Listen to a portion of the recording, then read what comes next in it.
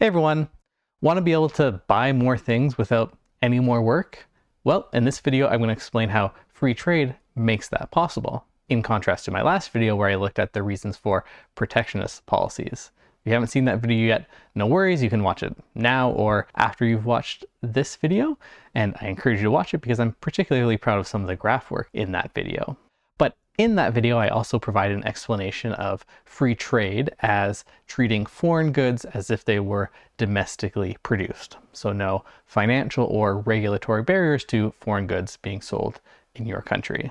So in this video, I'll look at a theoretical framework for free trade being good for both countries in all circumstances. So let's dive right in.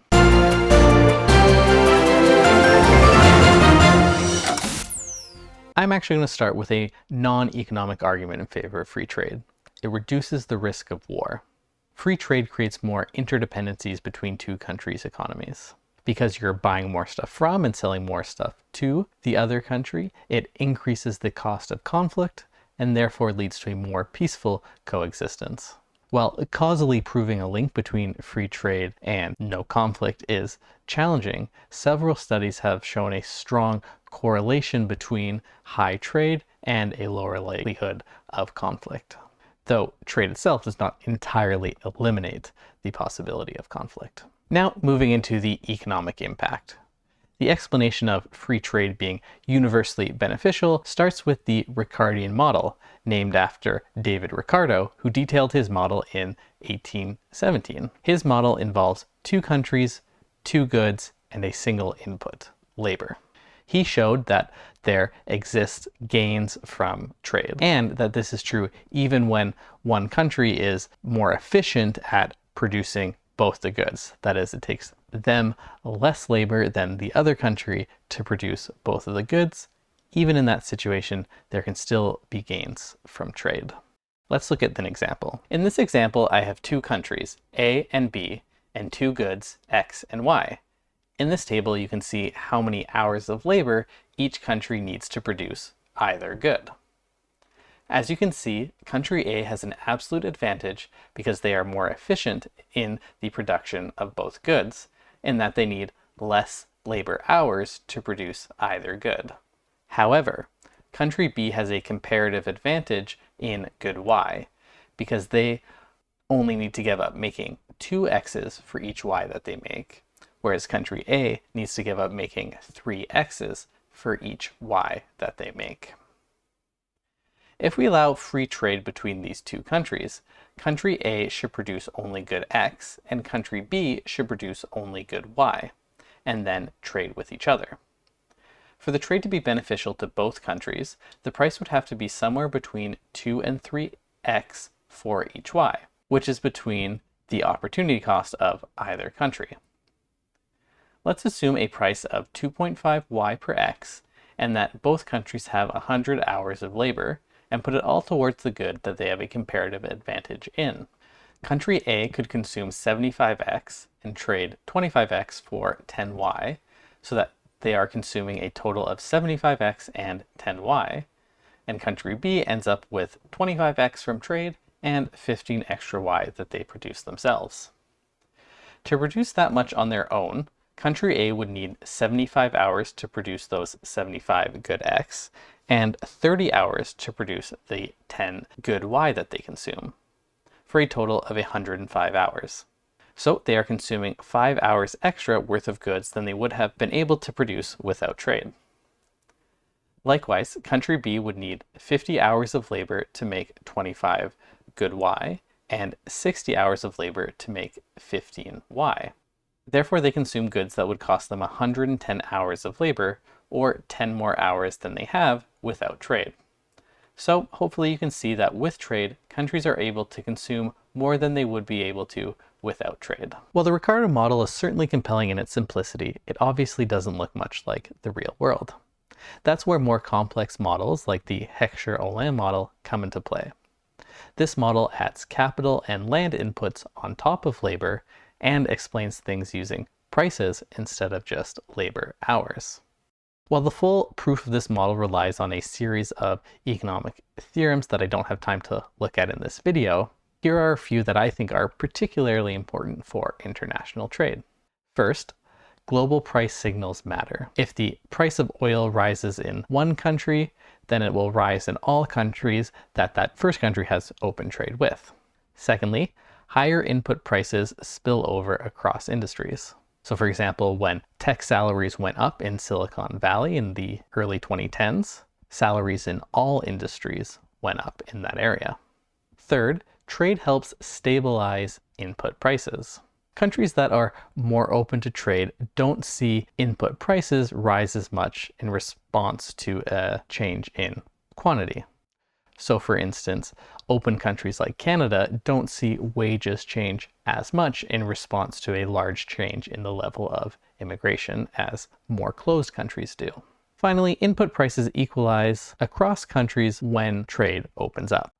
This is why wages in China have rapidly increased as trade has been opened, and one reason why wages in the US have been more stagnant, because the price of that input good, the price of labor or wages, has been equalizing across countries as trade has become more open. The big takeaway from the HO model is that countries trade the goods in which they have a comparative advantage, not just in terms of labor hours, but in the overall cost considering the input of capital, labor, land, technologies, and other inputs. And it does still hold, like the Ricardo model, that countries that have more open trade are able to produce and consume more goods. I've shown through these two models that there's always a benefit to trade. However, there can still be a place for protectionist policies, particularly protectionist policies that are able to increase your comparative advantage. However, models that show a benefit to having some protectionist policies rely on one key assumption. That is that the other country won't respond with protectionist policies of their own.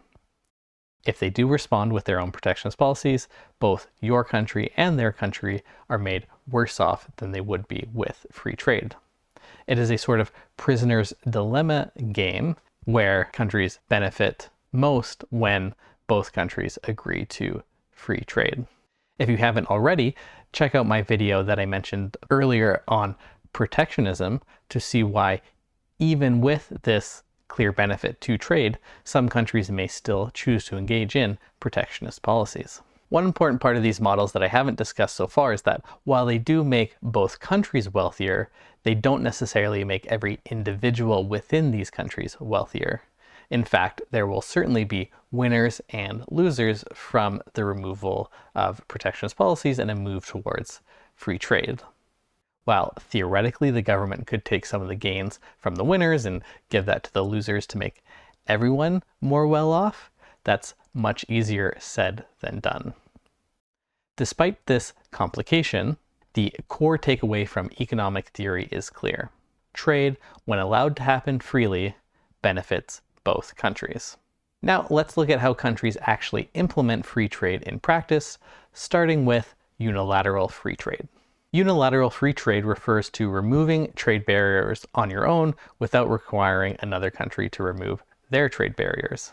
An example of this is when the UK repealed the Corn Laws, which were tariffs on imported food in response to the Irish potato famine, despite opposition from landowners who benefited from the protectionism. While still effective, unilateral free trade exposes your country to the risk that other countries will increase their level of protectionism and put your exporters at a disadvantage. However, as you can see with the example of the Corn Laws, removing trade barriers to lower prices, in that case of food, can still be worth the risk of putting your economy at a disadvantage. The easiest type of trade deal to negotiate is a bilateral free trade agreement. As you can probably guess, this is a deal between two countries to reduce their trade barriers for goods exchanged between those two countries. Like any free trade agreement, these agreements do risk allowing goods produced with lower environmental, labor, or health standards into your country, and force you to make compromises on things like intellectual property protections. An example of a bilateral free trade agreement is the Canada-US Free Trade Agreement of the 1980s. Next are multilateral free trade agreements. These are agreements between multiple countries to reduce trade barriers and create a common set of rules for all signatory countries. An example of this is the Comprehensive and Progressive Agreement on Trans-Pacific Partnership, which is a free trade agreement between 11 countries in the Asia-Pacific region. While more efficient, the negotiations tend to be longer and more complex and require more compromises from member countries. Finally, customs unions. This is a type of free trade agreement where countries not only agree to eliminate trade barriers among themselves, but they also agree to have a common trade policy for countries outside of the trading bloc. This means that all countries in the trading bloc will have the same tariffs on goods coming in from outside of the bloc. This prevents trade deflection, whereby goods would come into the bloc by the country that has the lowest tariff and then trade tariff-free within the trading bloc. An example of this is the European Union Customs Union. Under this customs union, a car made in Germany can be sold in France tariff-free, but the import of components, say from China, would be subject to the tariffs set by the customs union. The downside to a customs union is that countries have to give up more sovereignty in that they turn over trade policy to the customs union. Underpinning all of these approaches to achieving free trade is the World Trade Organization, or WTO, the primary international body overseeing global trade rules. Established in 1995, it works to ensure trade flows as smoothly, predictably, and freely as possible between nations. The WTO achieves this by facilitating negotiations to reduce trade barriers, enforcing trade agreements, and resolving disputes when countries believe their trade rights have been violated. For example, if one country imposes tariffs that another sees as unfair, the WTO provides a structured process for resolving the dispute. While the WTO promotes free trade as a net benefit to all, it has faced criticism for favoring wealthy nations over poorer nations and limiting the ability of developing nations to protect their growing industries. Ultimately, while trade can create winners and losers within a country, the overall benefits outweigh the costs. A key challenge for policymakers is how to ensure that the gains from trade are shared equitably among the population. And let's not forget that free trade can also reduce the chances of conflict. That's it from me today. If you enjoyed this video, please like and subscribe. And if you haven't already, check out the video on protectionism and let me know down in the comments which you find more compelling. I'll see you in the next one.